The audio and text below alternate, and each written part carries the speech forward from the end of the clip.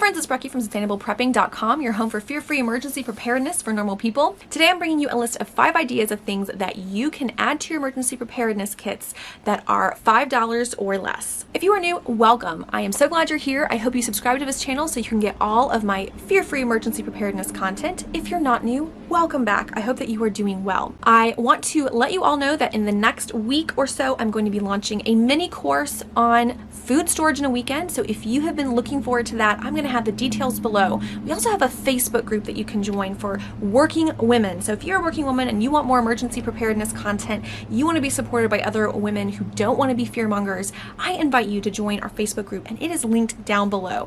It is a small community, but we are growing, and I am excited for the ways in which we can support one another in a emergency preparedness lifestyle that is not about fear, but about calm and confidence in any crisis. So today I want to talk about some ideas I have for how to add to your emergency preparedness stockpiles if you don't have a lot of money. This was a criticism that was brought up to me about how a lot of preparedness materials and gear are actually really expensive, and it's true. You can invest thousands of dollars into your emergency preparedness. And while I believe that you should think of your emergency preparedness the same way you should think of your 401k, that it is an investment for yourself and your family, not everybody has a little bit of extra to invest. So what can you do if you only have $5 a week and you want to start creating your emergency preparedness items, right? A lot of it is stocks and stores, and most people start with food and water, but you can certainly start with first aid or even a little tiny savings fund. The first thing I would suggest is figuring out how much you really can add to your grocery budget a week and starting there. For the purposes of this video, I'm assuming you can only add $5 extra a week, which most of us can add an extra $5 a week. So here are 5 ideas of things you can pick up at the grocery store where you can add with just $5 extra a week that every week can start helping you get that little bit closer to having some emergency preparedness. Okay, so the first thing is beans, rice, salsa, and corn. Now, I always suggest, if you can afford it, to do canned beans since they're so much easier, and also if you're not used to cooking dry beans, they can have a large learning curve before you can make them not kind of crunchy and mealy. However, if you're someone who has a tight budget, dry beans are a great way to go. You can get them for very inexpensively. Right now, you can get 2 pounds of pinto beans at my local Walmart for $1, plus dollar stores have beans for a very good price, 2 or 3 pounds sometimes for $1. Getting beans and rice are a complete protein, and they're shelf stable just as they are. Now, I do suggest repackaging for long-term storage, but for right now, get those beans and rice on your shelf. Add a jar of salsa and a couple cans of corn if you can find them for 50 cents a piece, and boom, you have really cheap basic burrito bowls. And a bag of beans and a bag of rice will make you more than a couple of servings. So you could probably get an entire family of 4's meals out of all of that, and it was $5. The other great thing is it is totally shelf stable indefinitely. Corn, salsa, dried beans, and rice, as long as little buggies don't get into it, will last forever. So you have those on your shelves, and you can just rotate them as you need them, and you will have one meal for $5 that will last you a while, and it's a complete protein, and it's good to go. My second suggestion, if you only have $5 to spend, is to get 5 gallons of water. I'm talking about the individual gallon plastic jugs that you can just put in the back of a closet or under a bed, as long as it's not next to a heating vent, and you can have those on storage. Now, for the average family of 4, 5 gallons of water would just be one day plus some extra, but if you started accumulating that 1 week a month for a year, you would very quickly work up your water storage. So if you only have $5 extra a week, make one of those weeks a water storage week. It's better to have 1 day of water than no days of water. Remember too that if you are already buying juice in your daily, in your weekly shopping trips, juice or soda, you can clean out those bottles as long as you scrub them out really well and pour water into them from your tap. Put the lid back on, and then store them again in a cold, dark place away from any heat, right? Any heat vents, and you can store water that way. And that's basically free. You're just reusing that plastic water bottle. Remember, never use milk. You cannot use milk, so milk doesn't count. You cannot use a milk jug, but you can use an apple juice or a Coca-Cola bottle or something like that. You can store those. So if you have kids and you're already getting a plastic bottle of apple juice, once it's done, wash it out really well, fill it with water, stick it in the back of your closet, and that's basically a free way to get water. But if you aren't buying juice and you need to get some water storage, or you'd like to get ahead on your water storage, go ahead and spend $5 on gallons of water.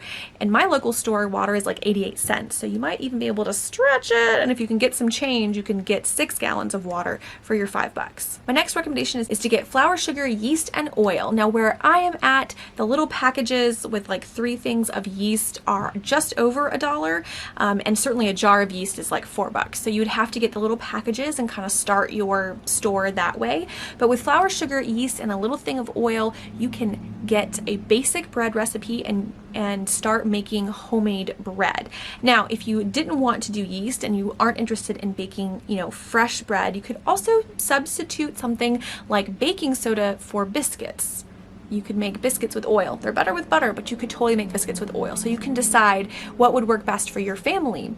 But in this way, you could have on your shelf everything you need to make either bread or biscuits, right? So flour, sugar, yeast, and oil for bread, and flour, sugar, baking soda, and oil for your biscuits. So either way, which works for your family.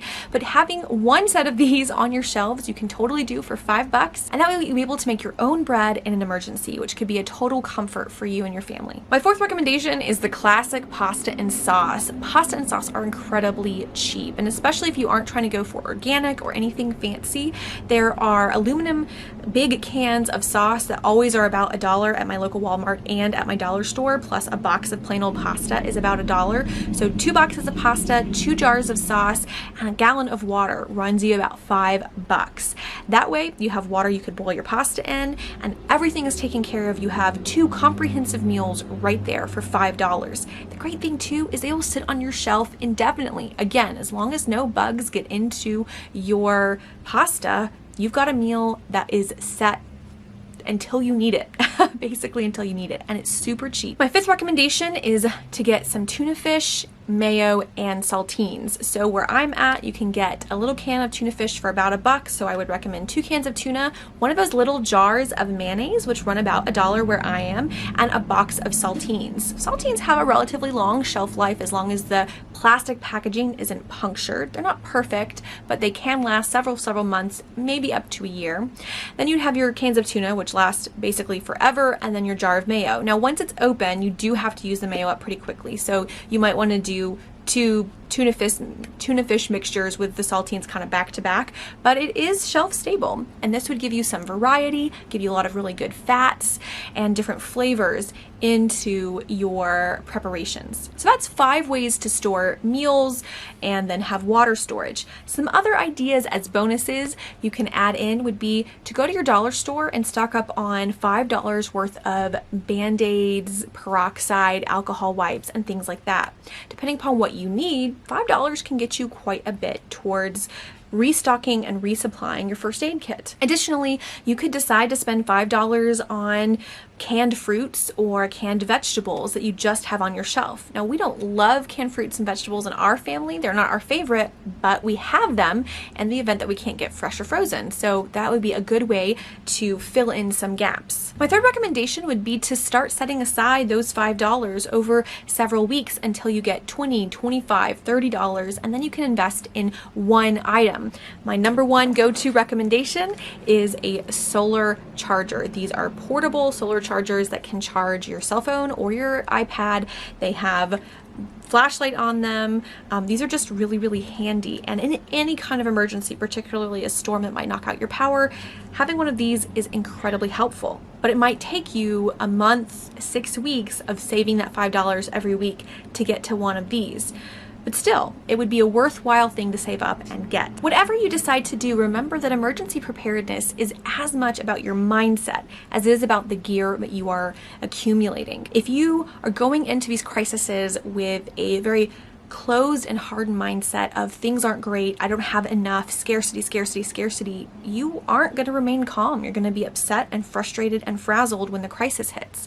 If you go into the mindset with, I have what I have, I am inventive, I can be creative in the midst of this crisis, and I'm going to survive it, and you have a very positive mindset, that is going to set you up for so many more successes, no matter how hard the crisis is. Mindset is free, right? Mindset is a totally free thing that you can begin cultivating now. And as working women and as working moms, a lot of you, I know that you are constantly having to be creative. So tap into that creativity and remind yourself that you are someone that gets over bumps. You are someone that has gone through however many things you've gone through in your life before, and you are starting now to set yourself and your family up for success in the future. And even that little bit, even those extra cans of tuna or boxes of pasta, those are going to help in the long run. My friends, I hope this is helpful. Don't forget to like this video to let me know you want more fear-free emergency preparedness content. And find us over on Facebook at Emergency Preparedness for Working Women. The link is down below, and I hope you all will join us. We're going to be in conversation and doing some support, and that is where I'm going to, that and my email list, which I'll also have linked down below. So if you want first look at all my new stuff, it will come out on my email list and then to the Facebook group and then here on YouTube. But I'll be making an announcement about when I'll be launching my mini course on food storage in a weekend, hopefully in the next week. We'll see how much chaos our country is in by the next week. I hope you guys are all doing well, and I will see you all next week.